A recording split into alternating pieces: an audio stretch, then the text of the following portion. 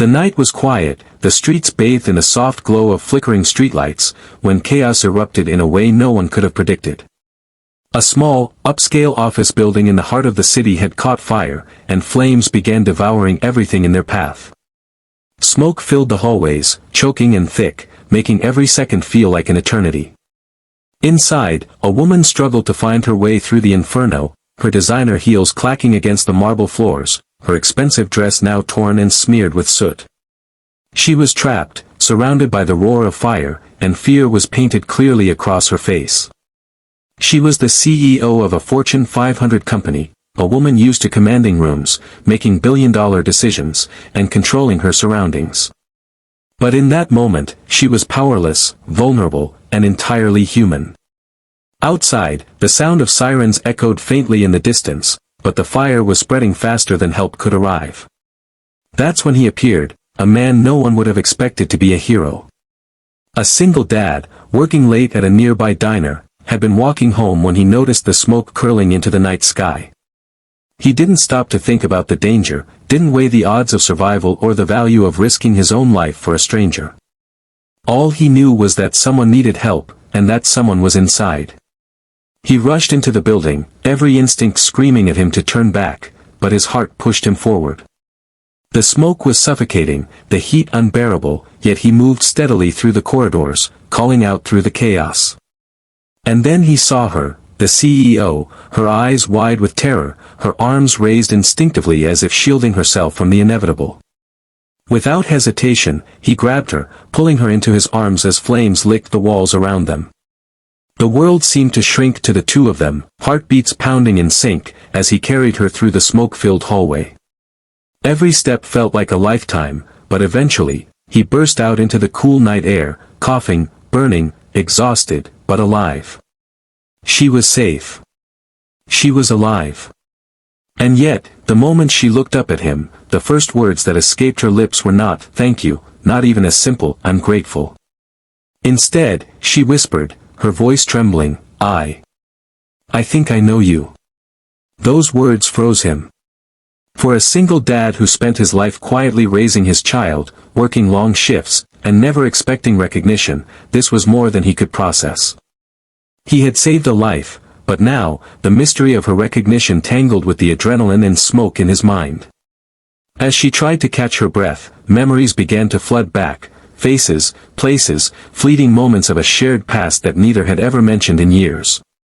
He blinked, trying to reconcile the terrified, elegant woman before him with the girl he had once known in a life that felt like a dream long gone. Her gaze softened, and in that moment, the fire, the chaos, the danger, all of it seemed to fade into the background. The connection between them was palpable, electric, and undeniable. Emergency responders arrived, rushing past them to contain the blaze, but he didn't move immediately. He stayed there, holding the woman whose life he had saved, feeling a mixture of relief, exhaustion, and a strange sense of destiny. She finally smiled, a tiny, uncertain smile that carried a hint of recognition and something deeper, something unspoken.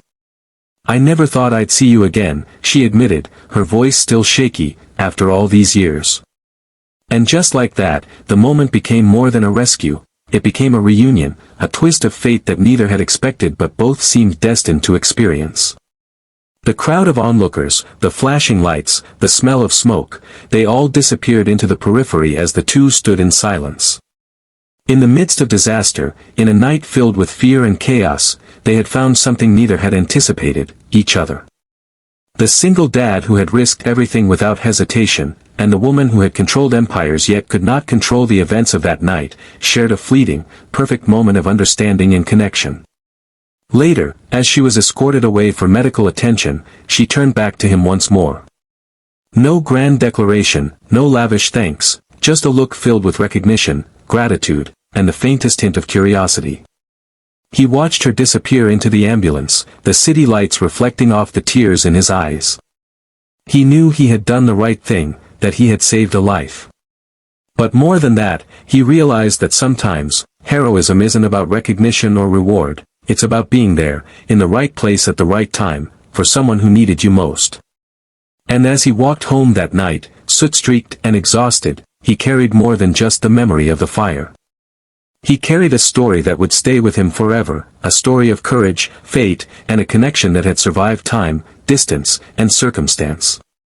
In that brief encounter, amidst the chaos and the flames, he discovered something extraordinary, the power of a single act of bravery to change not only a life but the course of destiny itself. The night had begun like any other, calm and unremarkable, with the city lights casting their soft glow on empty streets. But within moments, that quiet was shattered.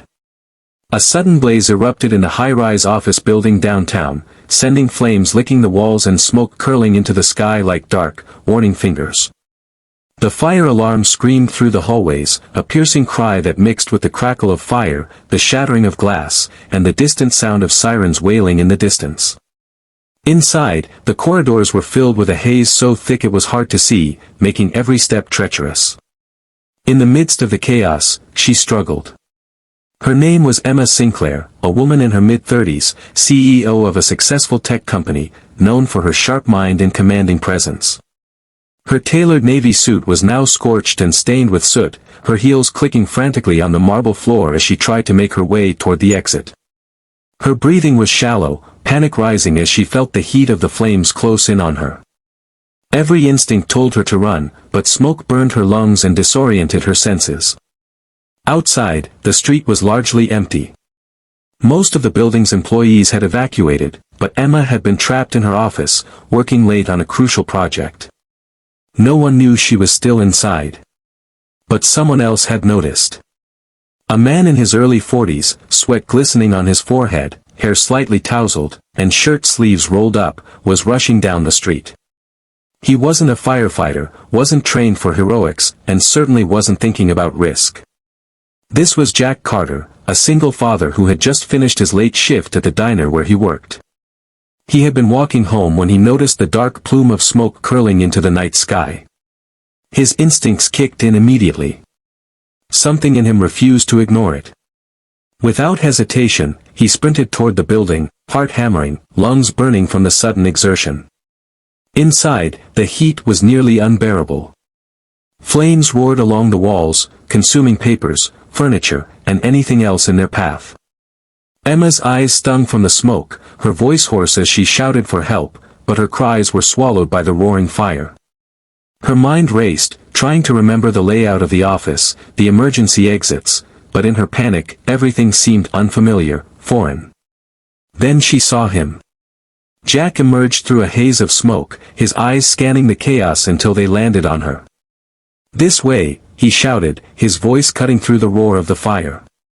He didn't wait for her response. He lunged forward, ducking under a falling beam, dodging sparks, and reached her in seconds. Without hesitation, he grabbed her arms and steadied her, his grip firm yet reassuring.